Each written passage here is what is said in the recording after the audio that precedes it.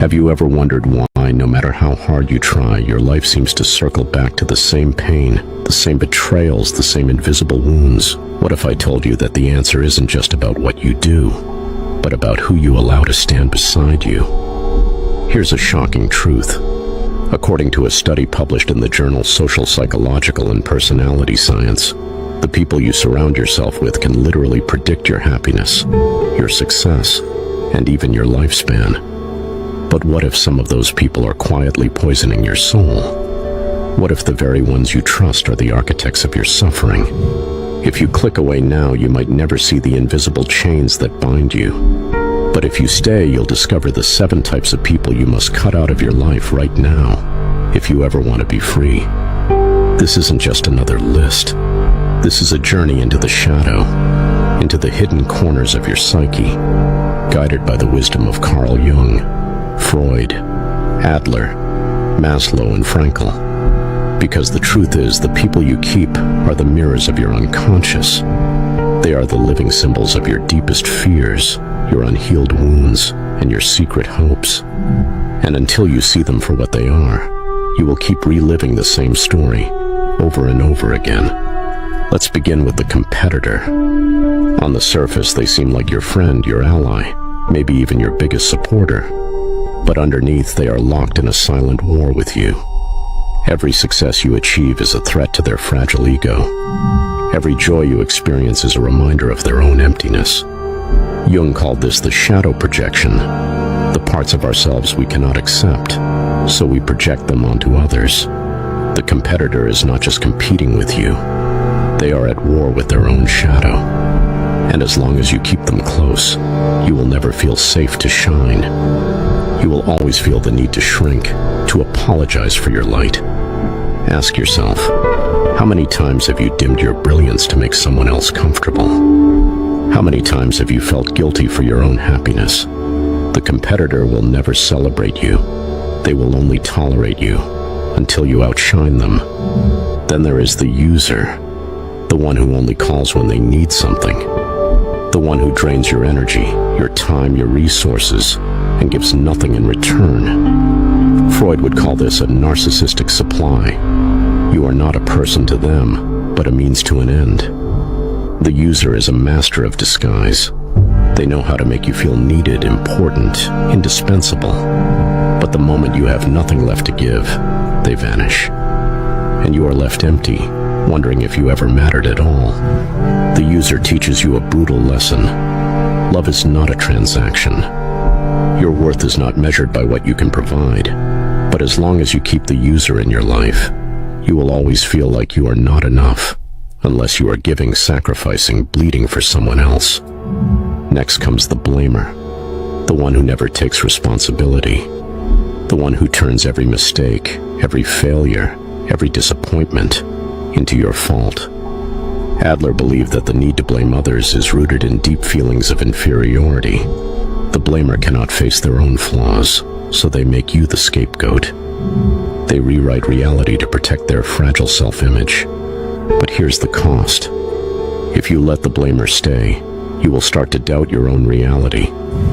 You will question your own memory, your own judgment, your own sanity. This is not just toxic, it is soul-destroying. The blamer is a thief of your self-trust. And then the complainer, the one who finds a problem for every solution. The one who sees the world through a lens of perpetual victimhood. Maslow would say that the complainer is stuck at the bottom of the hierarchy of needs, trapped in fear, unable to see possibility. The complainer is addicted to their own misery.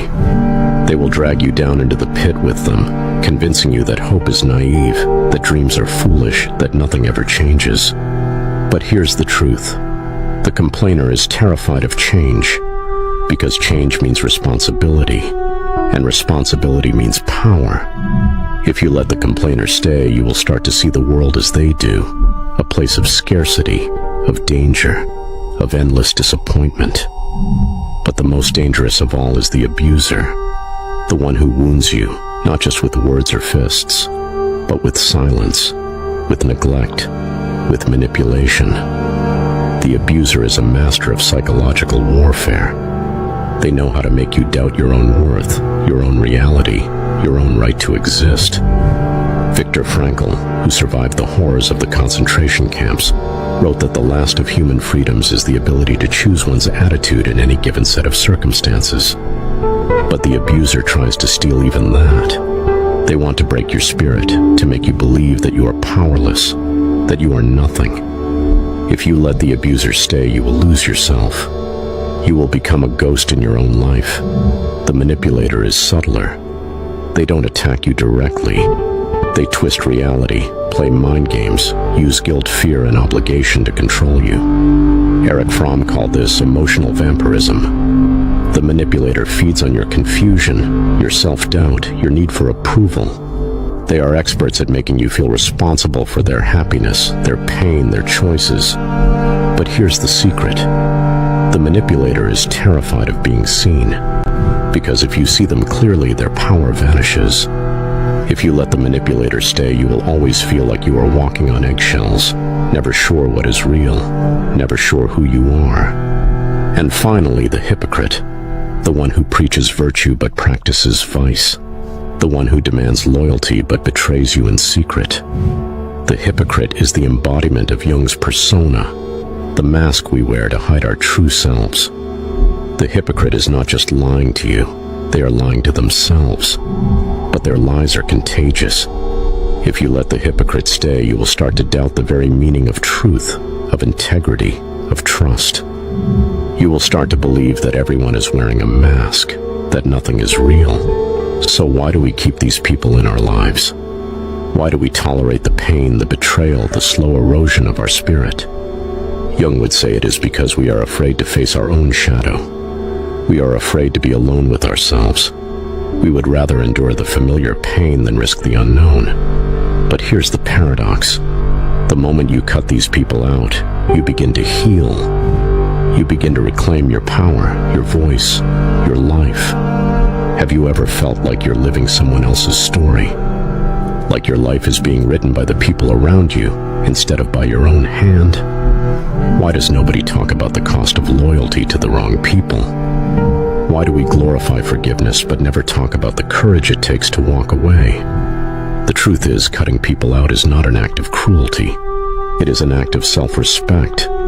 It is the ultimate declaration. I am worthy of love, of respect, of peace.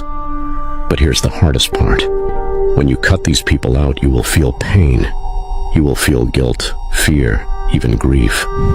Because you are not just losing a person, you are losing a part of your old self. The self that tolerated abuse, that accepted crumbs, that believed it was unworthy. But on the other side of that pain is freedom. On the other side is the life you were meant to live. Frankl wrote that when we are no longer able to change a situation, we are challenged to change ourselves. The 7 people you need to cut out are not just obstacles, they are invitations. Invitations to grow, to heal, to become who you truly are. Every time you say no to the competitor, the user, the blamer, the complainer, the abuser, the manipulator, and the hypocrite, you are saying yes to yourself. You are choosing to write your own story.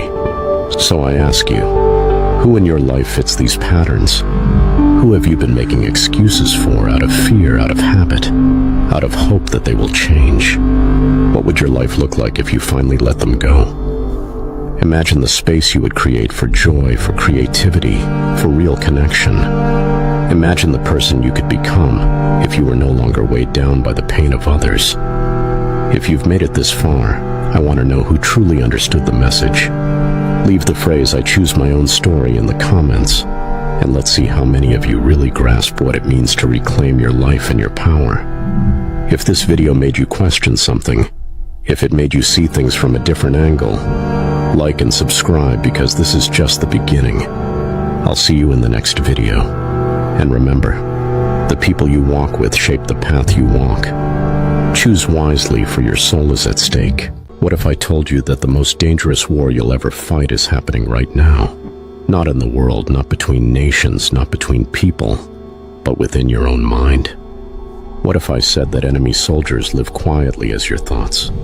that they whisper self-doubt and confusion right beneath the surface of your daily life, but you call it personality, that they lie to you every single day and you believe them, because these lies don't show up holding weapons. They show up wrapped in memory, emotion, shame, and habit. These are the mind traps, invisible prisons, psychological mirages, cognitive distortions. Whatever name you give them, one truth remains. They distort your reality and trick you into thinking that your pain is your nature, but it's not. And if you don't learn to see these traps for what they are, you won't just suffer. You'll suffer silently. You'll sabotage love, purpose, healing, the things you're craving, and then you'll blame yourself for not being strong enough to be happy. But stay with me through this entire video and something in you will break, something that was always supposed to. These are the 14 poisonous thought patterns every human falls into, and the beginning of how to climb out. Let me ask you this. Have you ever woken up with a heavy chest and no clear reason why? Have you ever received 5 compliments and 1 subtle critique, and somehow the critique became gospel? Have you ever convinced yourself that you're unlovable because one person walked away? These aren't random thoughts. These are echoes of internal scripts laced with distorted logic. They sound like you because they live inside you, but make no mistake, these distortions don't reveal the truth about the world. They reveal something more vulnerable, the way your past has shaped how you survive the world. Legendary psychologist Aaron Beck, father of cognitive therapy, alongside David Burns and others, once mapped these out, and today we're peeling them back layer by layer. There's a trap in your mind that says unless you're perfect, you're nothing. All or nothing thinking, the black and white lens that makes you either a success or a failure, an angel or a villain, perfect or pathetic.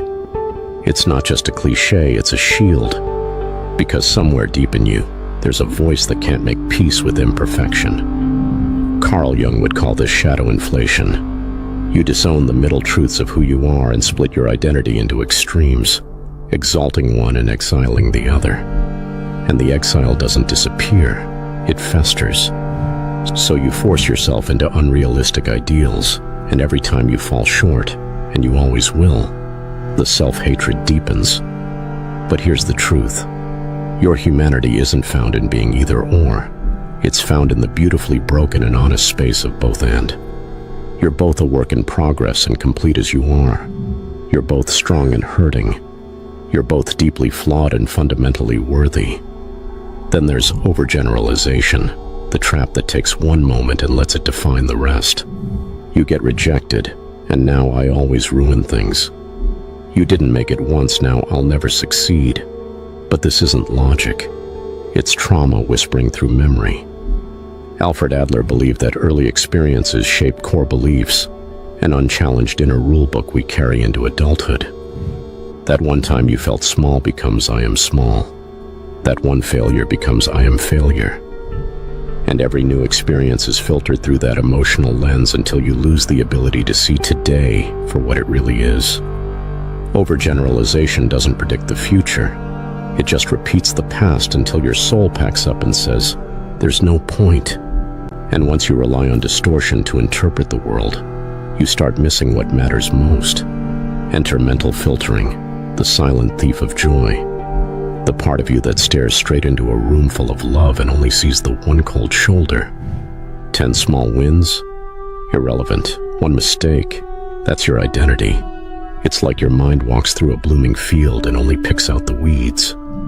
Erich Fromm would call this a symptom of a person disconnected from being and enslaved to having. You don't see reality.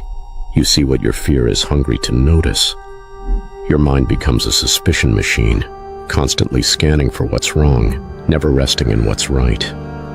But joy and fulfillment are not found in perfection. They begin when you notice what's already good, even when it's not enough.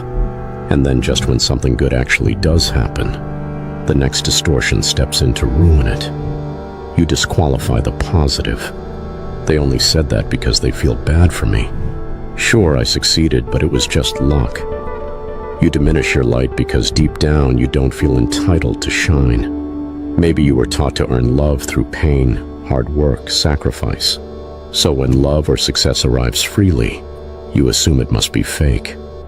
Freud might say your superego is punishing you for stepping outside the comfort zone of suffering. But no, my friend, you don't have to justify your joy. You're allowed to feel proud, allowed to keep the compliment. You're not an imposter. You're a soul starved of validation, finally being fed. Another voice arrives. This time it knows how to sound like certainty. You start predicting the worst, fortune-telling. Or even worse, you think you can read minds. She didn't say hi. She must think I'm ugly. This interview is going to be a disaster. I just know it. Viktor Frankl, survivor of Auschwitz and soul whisperer of suffering, taught us the power of the space between stimulus and response. That space is choice. But when you jump to conclusions, you collapse that space. You skip curiosity and jump into condemnation. You don't question fear, you obey it. But here's what no one tells you. Your assumptions are usually just your trauma rehearsing itself. Stay with the discomfort long enough to ask, what else could this mean? And you'll discover the future isn't written in your fear unless you let it be. The mind loves to dramatize. So of course it magnifies the things that hurt and minimizes the things that heal. A single awkward conversation becomes proof you're unacceptable. A life milestone you worked years for? Just not a big deal. This distortion is anxiety's oldest tool. Keep you so focused on the disaster that you forget the dignity of your own achievement. It's also a form of self-sabotage. Perkins once said we minimize our triumphs not because they're small, but because they're sacred. We don't know how to live life that doesn't revolve around suffering. But suffering isn't a job, it's a chapter. And if every little wound becomes a tragedy, you're not healing, you're rehearsing victimhood.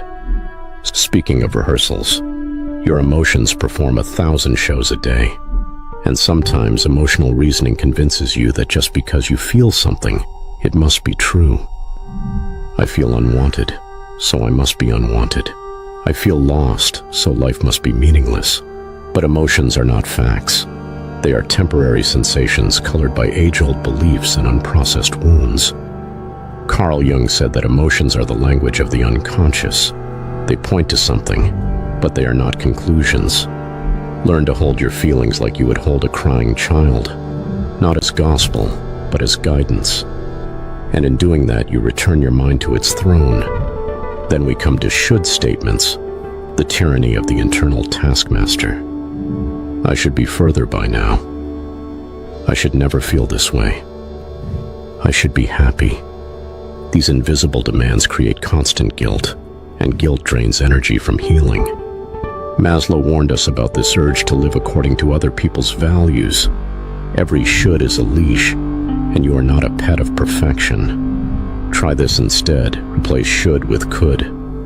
Watch how possibility replaces pressure. Could is freedom. Could is choice.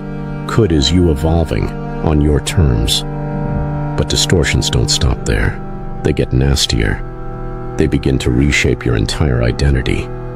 You label yourself. Not I failed, but I'm a loser. Not I'm struggling, but I'm disturbed. The inner critic turns from messenger to jailer. Jung believed that the ego fears the unknown more than it fears suffering, so it latches on to labels for control. But labels become cages. The moment you assign yourself a name based on pain, you kill off the version of you that could have grown from it. You're not your worst moment. You're not even your best. You are the space between and beyond all of it. Still with me? Then feel this one. Personalization. Someone's angry. Must be your fault. Partner's sad. It's because of you. Someone leaves. I wasn't lovable enough. This isn't empathy. It's distortion.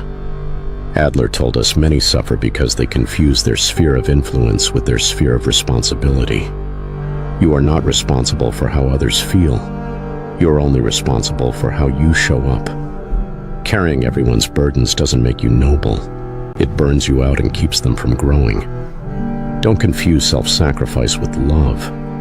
Love without boundaries is abuse of yourself. Control fallacies come next. Some wander around feeling completely helpless, believing the world controls them, external control. Others believe they must control everything, including how others feel, internal control. Both are illusions. Maslow argued that humans reach self-actualization not through control, but through alignment with the truth. You're not a puppet, but you're not the god of the universe either. The sweet spot is agency, the courage to influence what you can, and the wisdom to release what you can't. Let me pause and ask you something. Have you ever felt like no matter how hard you try, life just won't give you a break? Like you've done everything right and still ended up broken, alone, or empty? That's the fallacy of fairness, the aching belief that life owes you something if you play by the rules, that hard work guarantees reward, that good people always win. But Viktor Frankl would call this the trap of expectation. In the darkest of places, he didn't survive by insisting that life be fair. He survived by insisting that he would still choose meaning, no matter how merciless the storm. If you tie your inner peace to external fairness, you'll roller coaster through joy and resentment. But if you root your soul in the pursuit of meaning, in love, depth, honesty, you become unshakable. Then there's the one that ruins relationships faster than any other. The need to be right, always, even if it costs intimacy. Proof over peace. Jung said the ego resists annihilation, and nothing annihilates the ego like being wrong. But here's a truth that will save your relationships. Being wrong doesn't make you small. Being stubborn does. The desire to be right isn't wisdom, it's fear wearing glasses. True intelligence is not about knowing everything, but about being brave enough to be humbled. And finally, the heavens reward fallacy. The addiction to self-sacrifice. The distorted belief that the more you suffer, the more life will bless you later.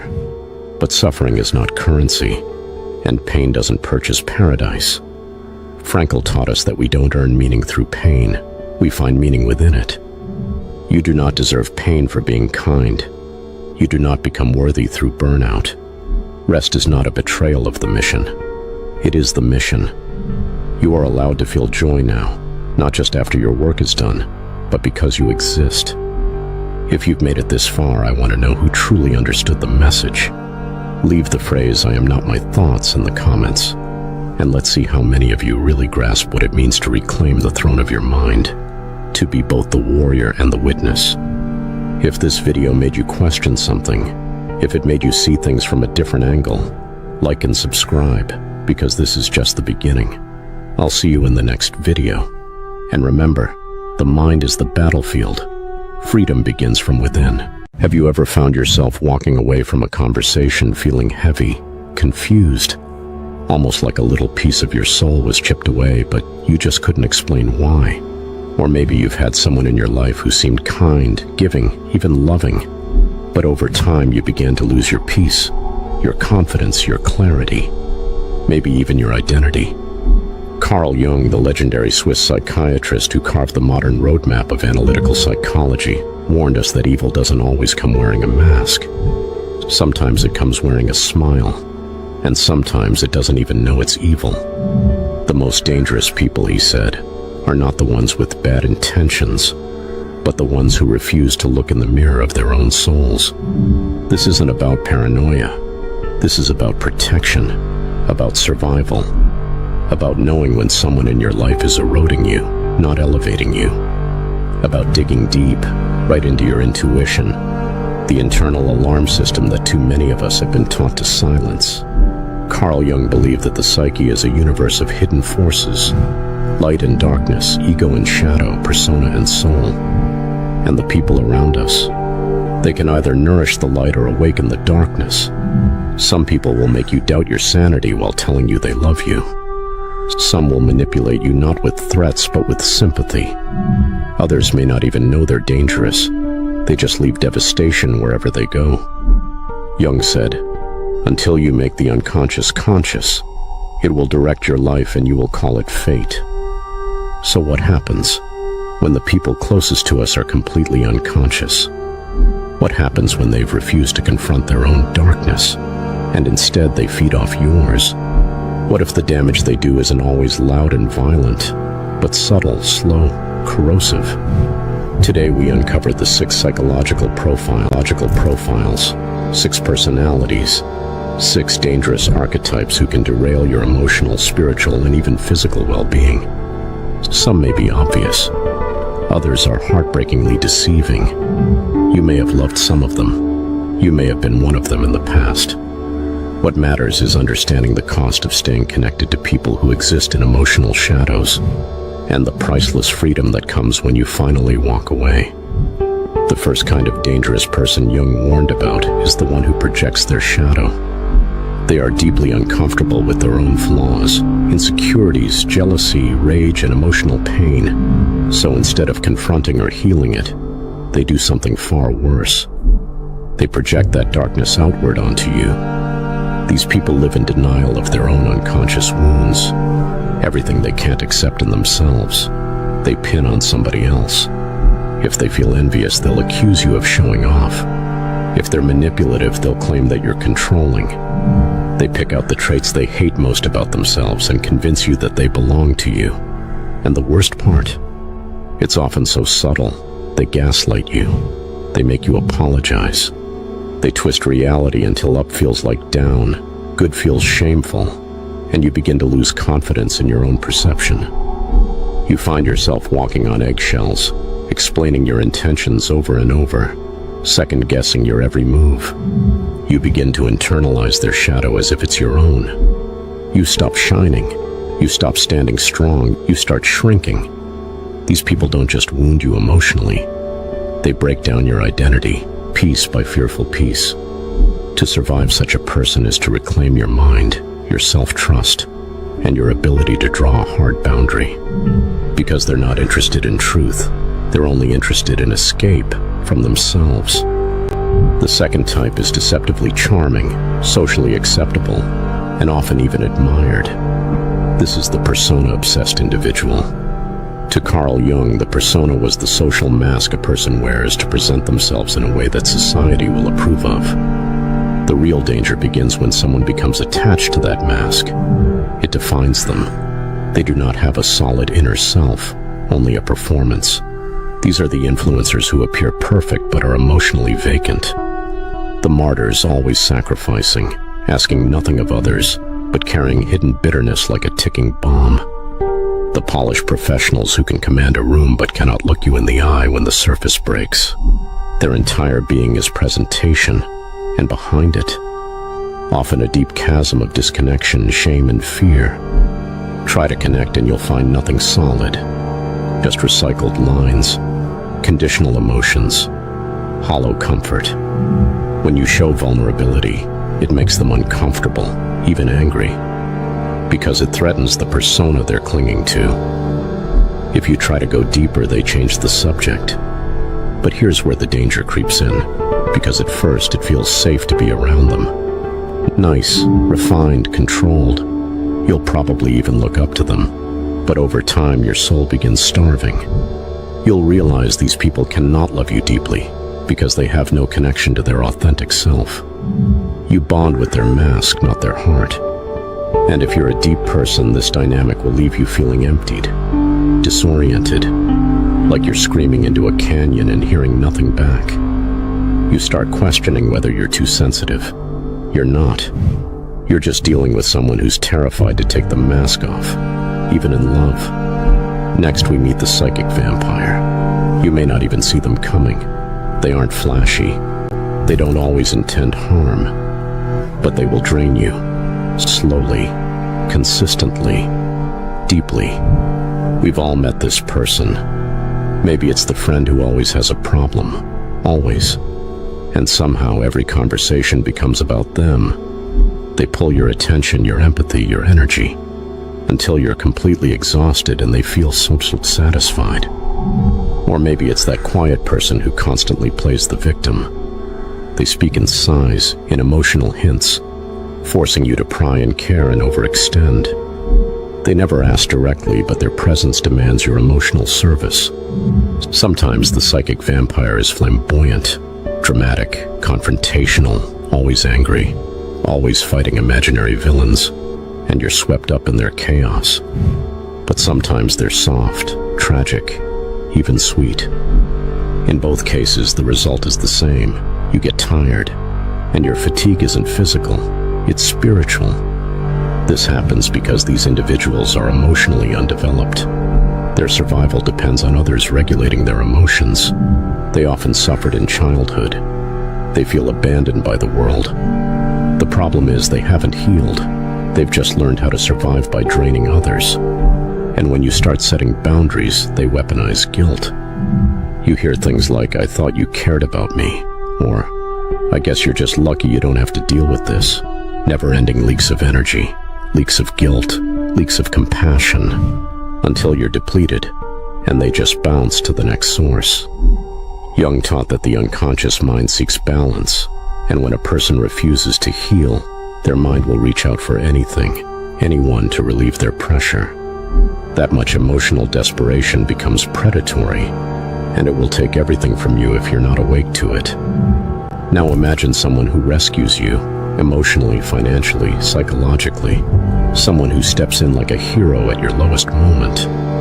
Maybe they take care of you during a breakup, help you through your depression, hold you when no one else was there, and for a while you cherish them. But slowly, you begin to grow. You find your voice again. Maybe you don't need them the same way anymore. Suddenly their kindness curdles into control. They say things like, "After everything I've done for you," or, "Do you even appreciate me?" They start criticizing your choices, undermining your confidence. Isn't that ironic? The one who saved you now resents your healing. This, Jung would point out, is the manipulative savior. They didn't step in for love. They stepped in for control disguised as compassion. That control only works as long as you're broken, dependent. The moment you rise, their identity starts to unravel. Because your strength threatens their love narrative. The more independent you become, the less useful they feel. And instead of celebrating your healing, they sabotage it. They need to feel like the most important figure in your life. That their worth is based not on who they are, but what they've done for you. This is where guilt becomes their tool and obligation becomes your chain. These individuals aren't always aware of their manipulation. But healing around them is like walking through mud. They want you just whole enough to function, but broken enough to stay. And that's not love. That's emotional colonization. And the longer you stay, the more you begin to confuse rescuing for intimacy. You forget that real intimacy honors freedom, not dependency. Then there is a type that has devastated families, broken nations, and hijacked entire generations.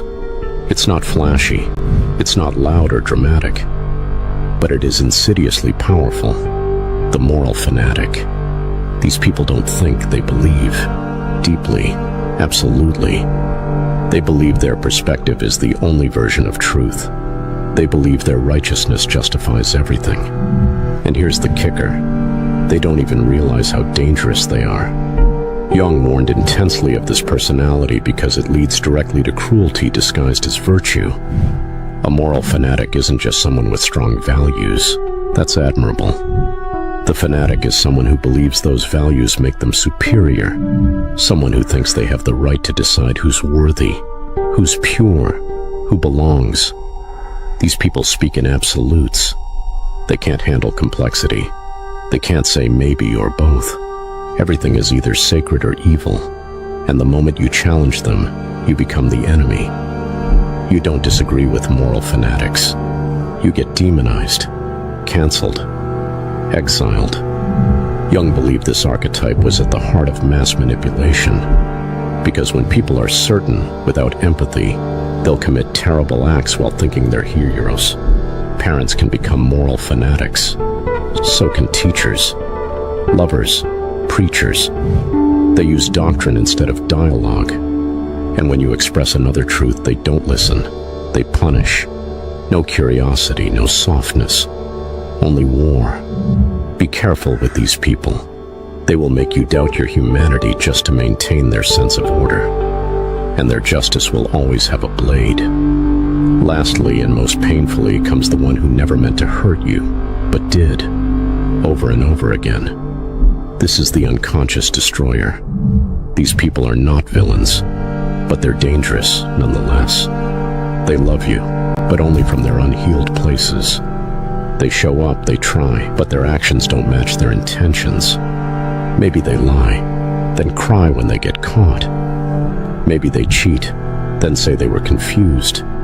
Maybe they neglect your needs, invalidate your feelings, and yet insist, "I'm trying my best." And in their world, maybe they are. But effort doesn't equal safety. Intent doesn't equal healing.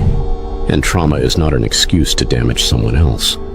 These people truly hate hurting you, but they keep doing it. They hate seeing your tears, but they keep causing them. They cannot hold emotional complexity. They collapse under pressure. They avoid accountability like fire.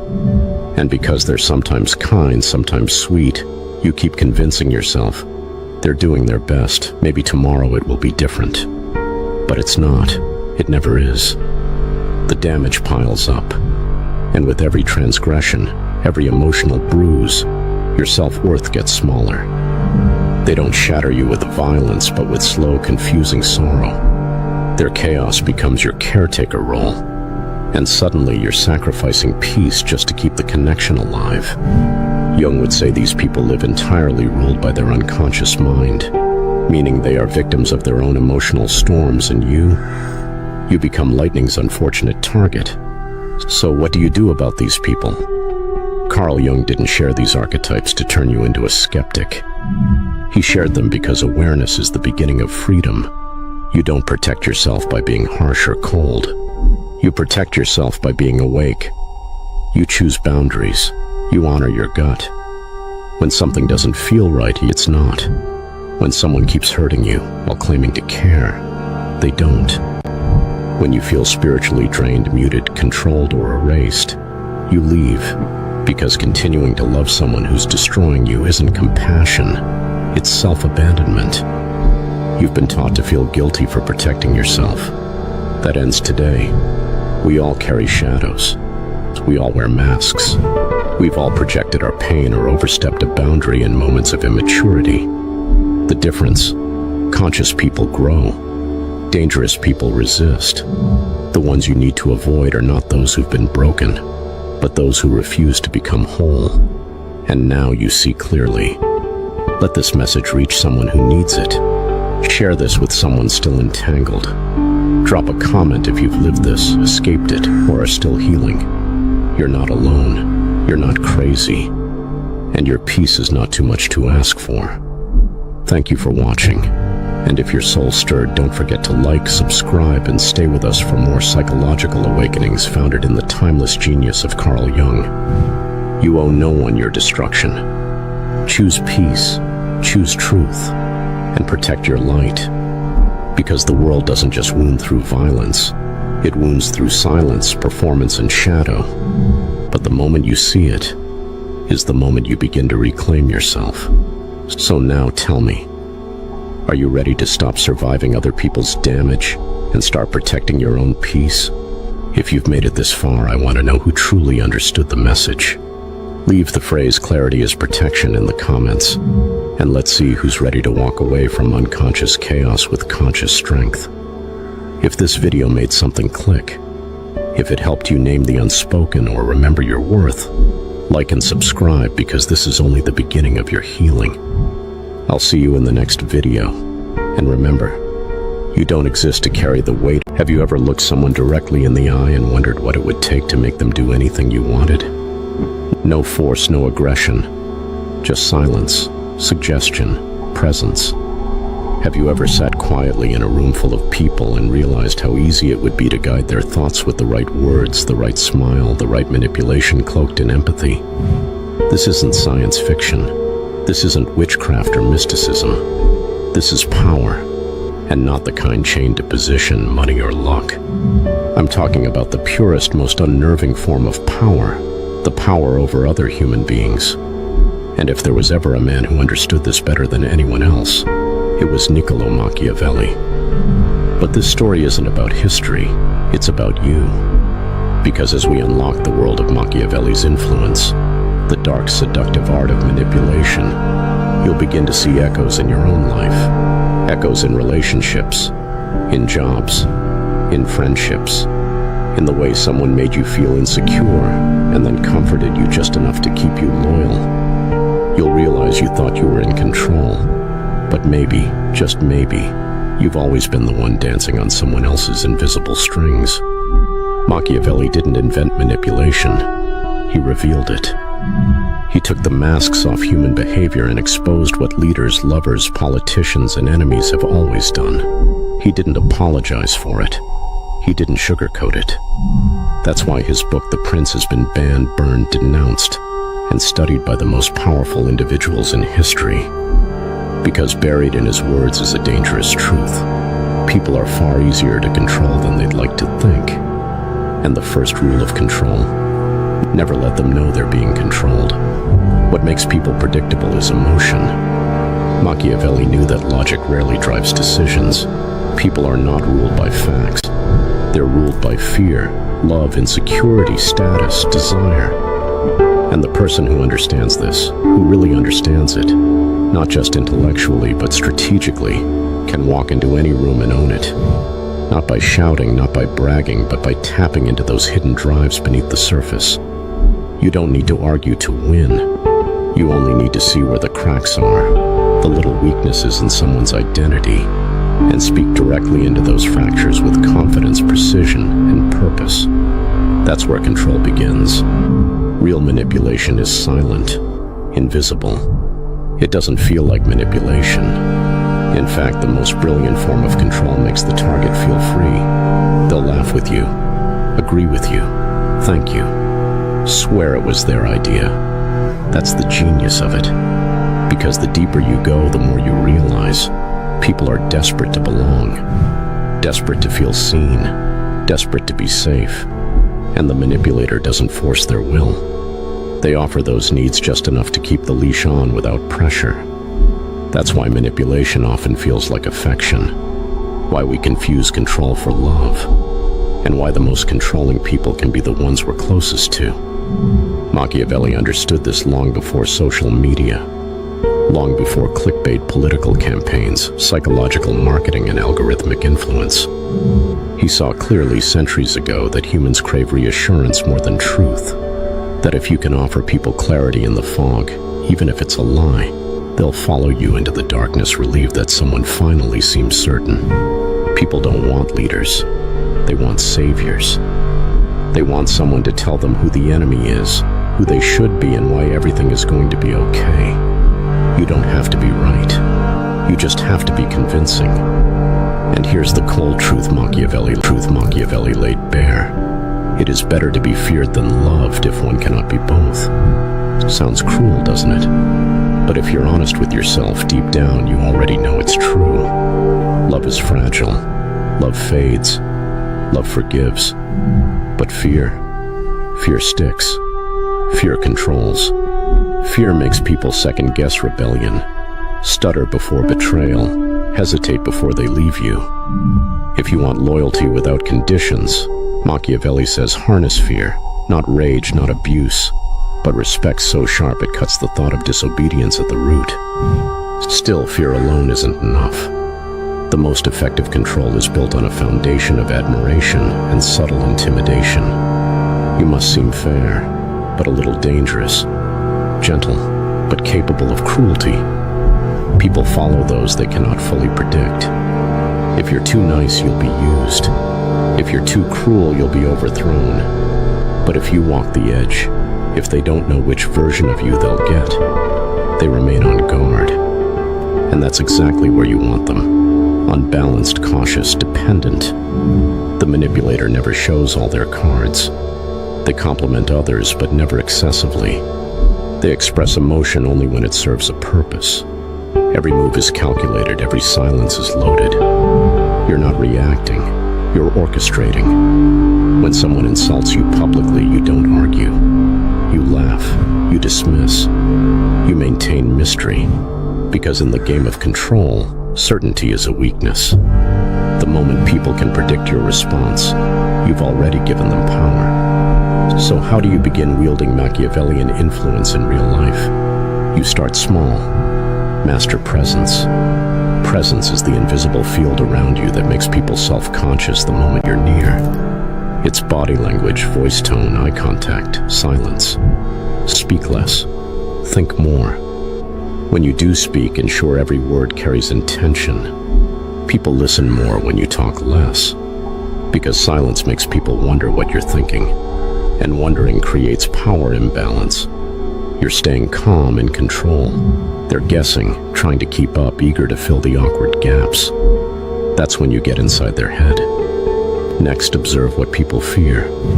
Everyone wears a mask, but behind every confident smile, there's insecurity. Behind every rebel, trauma. Behind every ego, abandonment. Learn people. Study them. Mirror them without obvious mimicry. Make them feel understood. Once someone believes you truly get them, they instinctively lower their guard. That's when you plant suggestions. Not commands, suggestions. Phrases like, "You probably already thought of this," or "This might be crazy, but..." These frames allow your ideas to enter softly, almost subconsciously. And because the idea didn't feel imposed, they accept it. Sometimes they even believe it was theirs. That's manipulation at its highest form, not control through domination, but through influence that feels like self-discovery. You'll also understand status. People are obsessed with hierarchy, even when they pretend not to be. Spark admiration by creating contrast. Don't talk constantly about yourself. Let others do it for you. Hold details back. Let mystery create scarcity. Occasionally contradict expectations, not to confuse, but to command fascination. One day warm, one day reserved. One day playful, the next stoic. The unpredictability keeps them hooked. They want consistency, but they respect complexity more. Remember, the longer they try to figure you out, the tighter your grip gets. On an emotional level, people are rarely loyal to logic. They're loyal to how you make them feel about themselves. Tell someone they're essential, frame them as unique, and they'll walk through fire for you. Not because they love you, but because they love who they believe they're becoming beside you. Building this illusion is the key to emotional control. Show someone a mirror of their potential, and make yourself the reflection. Is it dark? Yes, but reflect. Haven't we all been victims of this before? Haven't we followed people who made us feel special until they didn't? Haven't we stayed in friendships or relationships where we only felt powerful through association? We romanticize control when it's dressed as security. That's why some of the most brilliant manipulators are adored, not feared. You think they're lifting you up until they disappear and you're left empty, wondering why you feel like you're missing something you never truly had. There's a reason Machiavelli's name became synonymous with cunning. But was he evil? Or was he simply honest about human nature? It's easy to demonize manipulation, but ask yourself, are you really free from it? When you're negotiating a raise, flirting at a bar, calming down an angry friend, even parenting a child, aren't you subtly shaping behavior? Strategically choosing words, masking tone, bending truth. So where do we draw the line? The truth is, the line isn't clear, because the difference between influence and manipulation is often just intent. Are you guiding others to help them or to control them? Are you inspiring it or rewriting their identity to fit your needs? Machiavelli never cared. He simply said, "This is how people are. Morality comes second to survival. If you want to be liked, speak to the ego. If you want to be trusted, show humility, but never too much. And if you want to be followed, promise safety, but always remain just out of reach." That's the formula. Don't chase. Retreat occasionally to create longing. Don't explain more than necessary. Mystery makes people lean in. Don't dominate, guide, and don't beg for loyalty. Make them feel disloyal by even considering leaving you. All this leads to the most haunting conclusion of all. The most powerful control doesn't look like control at all. It looks like love. It looks like admiration. It looks like freedom. But secretly, it strips the other person of their ability to think without you. And when you reach that level of influence, there's only one question to ask yourself. Do you really want this? Because to control others, you must also disconnect from part of your humanity. You cannot need what they need. You must rise above emotion to observe it clinically. That's the weight Machiavelli never tells you about. The existential risk. Because once you learn to pull strings, it's hard to stop. People become puzzles. Situations become games.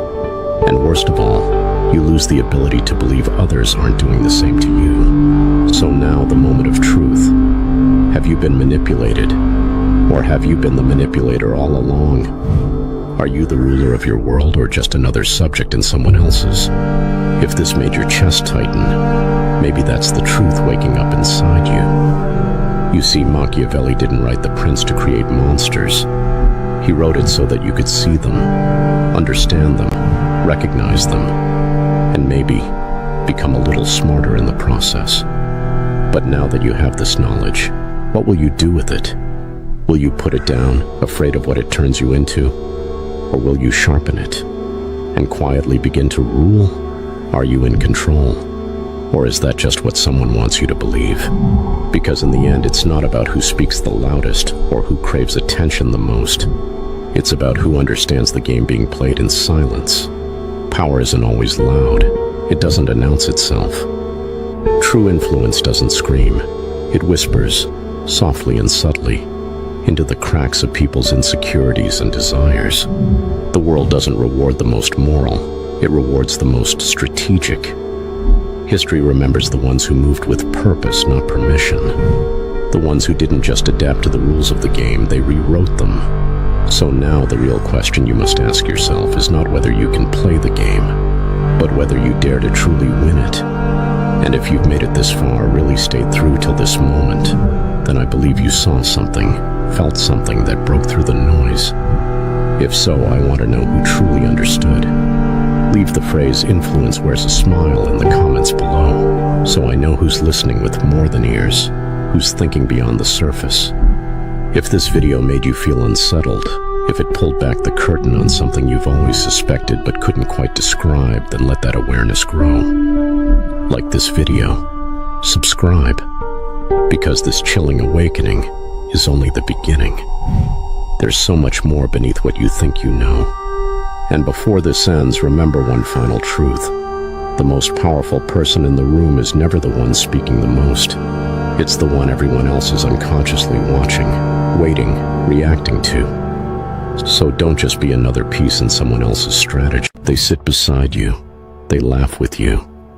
They share your secrets, your wins, your pain. Their arms feel warm, their words sound sweet, and their loyalty seems certain. But beneath the surface, something is off. Just slightly. Something you can't quite explain. A quiet inconsistency in how they support you. A hidden tension every time you talk about your dreams. At first you brush it off. Maybe it's you, maybe it's stress, maybe you're being paranoid. But it lingers. It gnaws at you. Until one day you realize it. They don't truly want you to win. They want you dependent. We're not talking about haters. We're not talking about random toxic people from the outside. This is more dangerous than that. This is someone who has learned how to act like your friend, while secretly operating as your opponent. This is about that twisted dynamic hiding in thousands of relationships all over the world, the frenemy. And if you don't spot them early, they will dismantle your confidence, fracture your self-image, and poison your mind, all while never lifting a blade, because they don't need to cut you. They only need to nudge you, leave you second-guessing, create just enough doubt that your own fear does the rest. Now that's real power. That's real strategy. That is pure Machiavelli. The most dangerous enemies are not the ones who declare war.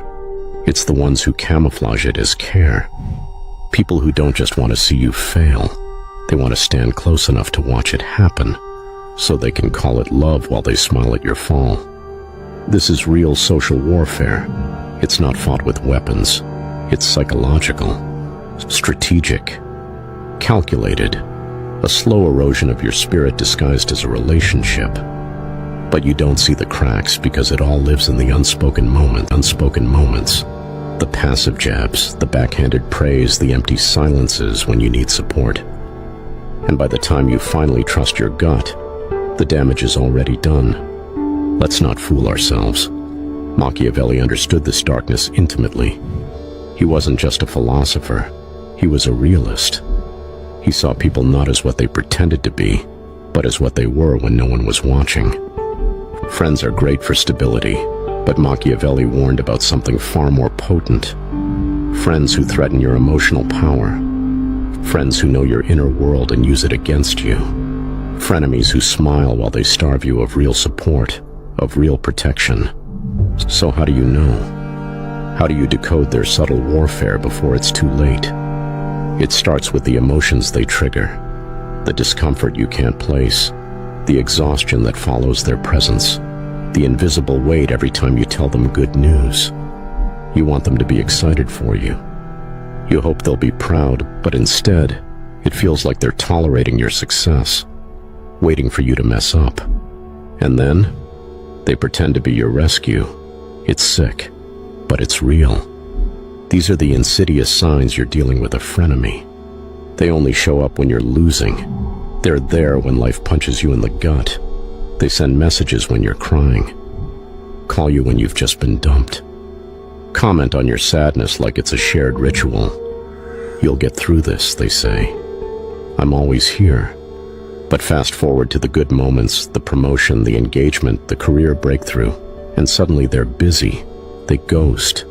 The congratulations feel forced, artificial, delayed, and generic. It's not that they forgot. It's that your rise threatens their own comfort. When you're broken, they feel useful, even superior. Your discomfort reassures them that they're not falling behind. Your darkness makes them feel a little brighter. It's perverse but undeniable. The emotional predator wrapped in the costume of a caretaker. In private, they'll say, "You're going to be huge. You're amazing." But strangely, they never seem to share your wins with others. You write a book? No post about it. Get featured in an article? They're silent. Get a life-changing opportunity? Nothing. They minimize your light around others because deep down they don't want people to see you shine. Because you shining makes them feel like a shadow. They won't admit it. They may not even fully realize it, but emotionally, they need you small. They need you digestible. They need to keep you inside a version of yourself that makes them comfortable. And when you evolve, when success sharpens your voice or expands your presence, they redefine you as arrogant, attention-seeking, too much. It's not that you've changed. It's that your growth has exposed their stagnancy. Frenemies are notorious for copying your style, your slang, even your mannerisms. At first it flatters you. You laugh it off. We're so alike, you say. But it gets darker. Because soon after they start imitating, they mock. Suddenly the traits they borrowed are twisted into insults. You take fashion risks. You're always trying too hard. You work hard in silence. You're so dramatic. Nobody's watching. The same things they once admired become weapons. That's not coincidence. That's resentment. They don't just want to be like you. They want to replace you. But when they see they can't, they use shame to shrink your uniqueness so no one else notices what makes you special. Ever hear a friend say, "I'm just being honest"? Frenemies hide judgment behind the mask of honesty. If I were you, I wouldn't aim so high. You know people might judge you. Or, you should tone it down a little, it makes people uncomfortable. These aren't suggestions. They're psychological chains. Little pieces of doubt designed to reprogram your inner narrative so that you pull yourself back down. That's how psychological warfare works. No attack, no blow, just words. Strategic words that plant guilt, fear, confusion. Because a frenemy doesn't destroy you, they make sure you do it. And this is key. Most frenemies understand you deeply. They're not random people. They've sat in your pain, held your tears, heard the midnight phone calls where you fell apart. They know your insecurities